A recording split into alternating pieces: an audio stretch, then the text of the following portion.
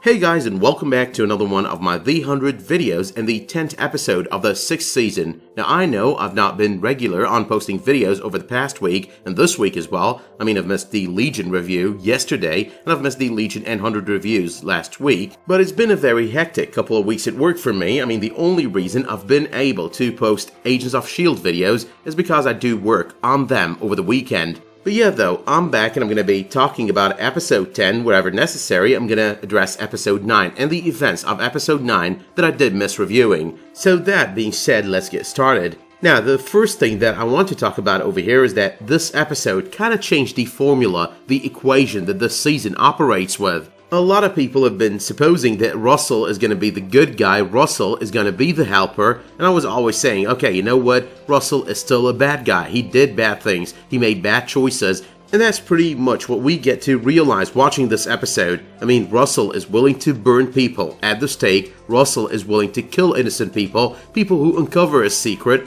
As long as he remains a god, he wants to live forever, he'll do anything to achieve that, and to keep his family alive forever at the cost of the lives of the others. So if you were one of the group hanging their hopes on Russell, hard luck on that one. But here's the other thing that this episode kinda changed. I mean, we did know that Maddie and Shade hated. That was an arc of the season, but at this point in time, and even though we all know that Maddie is gonna be saved in the end, probably gonna be saved in the end, it does seem at the moment that this is less of a small arc and more of a bigger arc this season. I mean, Maddie is literally a villain at this point in time. Now, I've seen a lot of complaints in the comments because, you know, the whole flame thing, it's just continuing only with other people. It's not really. I mean, the story is completely different, the whole flame thing is operating in a completely different way, and we've got Shedheader, pretty much the Dark Commander, at play over here, something that they were pretty much bound to address at some point over the course of the lifetime of this series. Now, another thing about the Dark Commander is that Raven does discover that the Dark Commander could be deleted. She's not really talking about the threat to the other commanders by the Dark Commander, but she's rather talking about the idea that he could isolate them, that he managed to isolate them, and that means that they could isolate him, they could delete him. Now, at a first glance, it might have seemed like he might be capable of doing so, like this was some kind of fear that Raven was kind of bringing up over there, but the truth is it's all about the revelation, it's all about the realization. You know, if he could do that, then we could do this. That's exactly why she inquires about the whereabouts of Becca's notes. That's exactly why the first thing she asks Gaia when they manage to go free is, get me the notes. You know, if you want to save Maddie, get me the notes. Now, along the way, there is this conversation about the Dark Commander, the history of the Dark Commander. He killed 3 Flamekeepers, he wouldn't listen to their teachings, but in the end, the 4th Flamekeeper did get the better of him, did manage to kill him, take him down. Another thing about all of this being said there is the suggestion that Maddie should be killed. The fact that Gaia is willing to do it, that's kind of a little bit crazy there. But Gaia does make it clear, you know, if we don't do this, if we don't get rid of her, and hence of him, you know, that's before Raven makes her suggestion, we're gonna be in trouble. The days of Blood Rain are pretty much gonna seem like heaven. That's a straight out reference to Season 5, by the way. But alright though, let's circle back to the very beginning of the episode. Now, as of the end of last week's episode, the one episode I missed reviewing, Clarke has gained control of her body, and Josephine is kind of still trapped with her inside her mind, but nonetheless, there is a lot going on. I mean, the mind in this body is deteriorating because their memories are kind of mashing up, getting mixed up, and things are kind of getting messy in there. Clarke is trying to make it to Gabriel. I mean, she did call in last week, trying to make it there. Octavia and Xavier, aka Gabriel, are trying to make it to her, trying to find her as well. And it isn't really like he doesn't care at all about Josephine. I mean, the guy still loves her, but still got a problem with everything she's done, and still got a problem with everything that this resurrection, this prime godliness, does stand for. But at the very beginning of the episode, we do get this piece of information. It kind of makes us worry a little bit. I mean, in 70 years, the children of Gabriel wanted to kill no primes. Now, Gabriel has been hunting people who would end up being primes, people with the blood, but at the same time, he's not a killer. He's made that clear early on in the events of the season.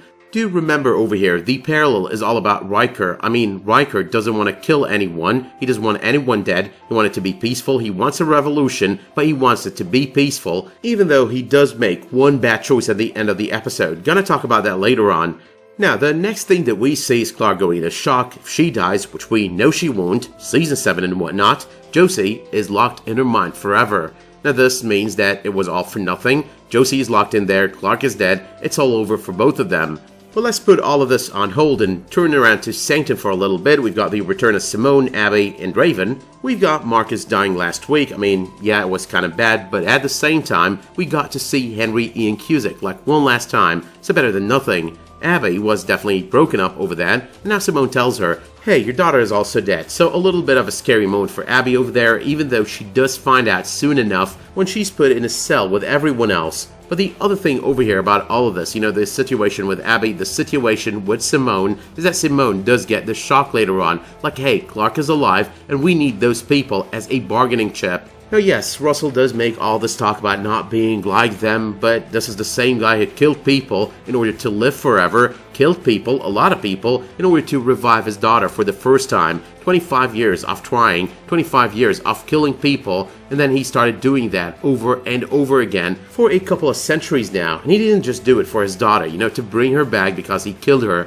too young and whatnot, but he did it for all of them, his family, the people he cared for, the people he ended up calling the Prime family. But still on Sanctum though, Gaia and Echo are out there, they don't know how to get to them. I did call it early on, Riker would start a revolution or try to, telling them that the entire scenario, your kids are one with the Primes, that's all bullshit, that's all not happening. Your kids are dead and they're dead for good. That's exactly what he makes clear to these people. Now, I'm not really sure if he was forced there, to do all of this by Echo and Gaia. It did seem like that for a moment, but I do think, though, that he was genuinely trying to start a revolution. Like, yeah, I do want to do that, but I want it without killing, without murder. I want it to be peaceful. Kind of thinking in the same way that Gabriel thinks. That kind of explains why he knocks out Echo by the end of the episode when she's attempting to kill Russell. I mean, in the end, these people are family. He wants them gone, he wants himself gone, he does feel guilt, but he doesn't want them killed. Like, let us live one last time, and we're gonna die in peace and never come back. In a moment here, I'm gonna circle back to Josephine, Clarke, Gabriel, and all of that stuff, and, just stick to that for the rest of the video. But before I do that, though, I want to talk about the ending of the Sanctum arc on this episode. Now, close to the end of the episode, Russell has decided to do what Simone wanted to do at the beginning of the episode. All of them are gonna burn at the stakes, except for Maddie. He spares her, and he does so for the blood. Riker, on the other hand, does stop the assassination of Russell by knocking Echo out. At that moment, it was kind of tense because we're thinking, okay, the only way for this to end is VJ making it back, rushing in, screaming, hey, stop doing this. If you do this, your daughter is gonna be dead for good. And you're never gonna get her drive back, they're gonna destroy the drive. But I guess that would have been the expected, that would have been the cliched move, so I did like what they did over there, like bargaining for their lives by stating that Abby could make the blood, bone marrow transplantation and whatnot, just like she did with Clarke. And that kind of buys them time to save themselves, and also buys them time in order to save Maddie. Like, okay Gaia, you want to save Maddie, go find me that notebook right now, bring it to me, and we're gonna sort this out, we're gonna get rid of the Dark Commander. The sad part though about all of this is that we do lose Ty. I mean, we don't know Ty, we don't care so much for Ty, but Ty does die over there. It does show you how bad these people are, how bad Russell is. I mean, you're still capable of bringing back your wife, you've got a chance of bringing back your daughter, yet you decide to kill this guy, the very same guy whose kid you took away from under a false pretense. But there, though, is another moment that tells us all about the darkness within Russell, because at the end of the episode, we do see a parallel to that moment. We do see Josephine trying to get rid of Clarke for good.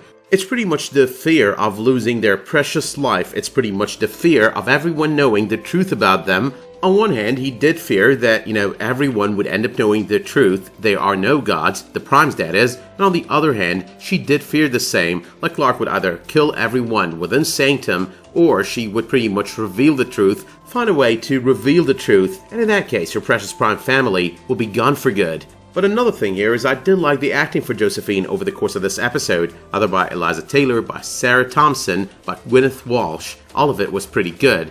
The whole bit about her memories, her love for Gabriel, that was all very well acted, that was all pretty genuine, and I did like every moment of it. Really love the fact that Bellamy did make it through. I mean, that was a very good moment. I was like, oh shit, what's gonna go down now? And that was Bellamy to the rescue, saving all three, Gabriel, Octavia, and Clarke. But the one final thing though about Josephine is she's gone for good, she's dead now. And in the end, when you think about it, there is the possibility that she did genuinely believe that Clarke would kill them all. I mean, she does know enough about the history of Clarke. She's shared a brain with her, she's shared a mind with her, so she does know a lot. She knows about her memories and whatnot. And at this moment, it's possibly that her love for her family is driving her, not really the need to live, because her memories, her mind, her consciousness did not really retract back to that mind drive.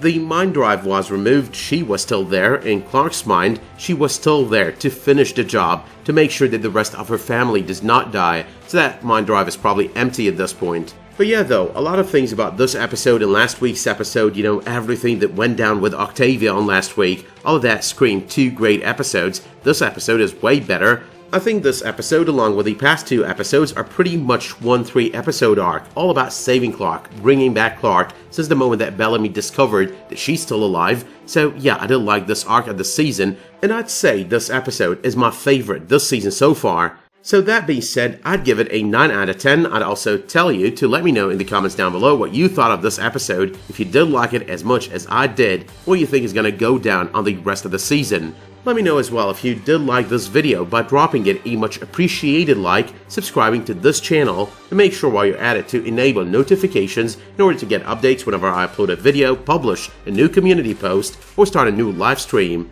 But until the next time that you tune in for another one of my videos, the 100 or otherwise, thank you so much for tuning into this video, and have a great day.